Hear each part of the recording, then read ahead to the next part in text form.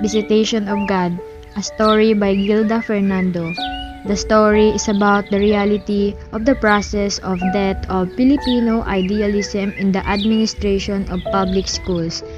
It shows the difficulties of sustaining one's interest and motivation in improving the standard of education in the country.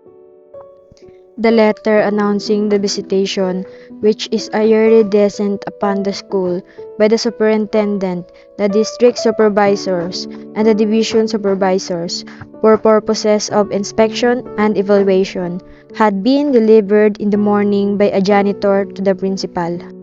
The teaching staff had been divided into two groups. The first group composed of Mrs. Divina Gracia, who had been assigned to clean all the rooms in school, and for the structuring of the rooms was the responsibility and under the stewardship of Miss Noel. The school tend to hide its imperfections, but they forget that visiting their school by guides will help those imperfections turn to be perfect. It's very well said that in provinces, there are poor education and lack of teachers. So whenever there will be a visitor, they bring out their best or show off, in other words.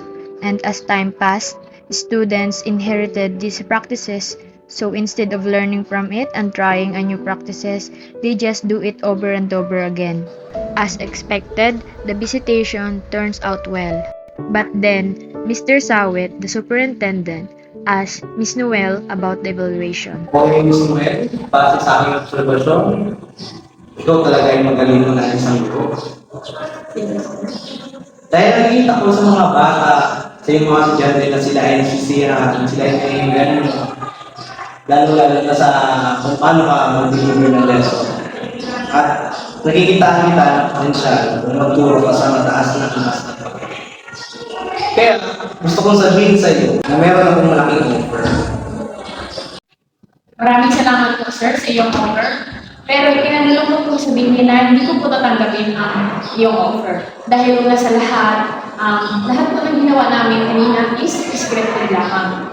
Pero ngunit gusto ko pong iparating sa inyo na itong mga batang tinuturuan ko ay kailangan pang pagtuunan ng atensyon. Lalong-lalo na po, itong school na po ito ay pamahal lang po sa akin. Gusto ko pong dito mahasa ang aking kakayahan sa pagtuturo. Hindi gusto ko iwan ang school. Maraming salamat po sa kayo. At the end of the story, Miss Noel's determination to teach students still is in her heart.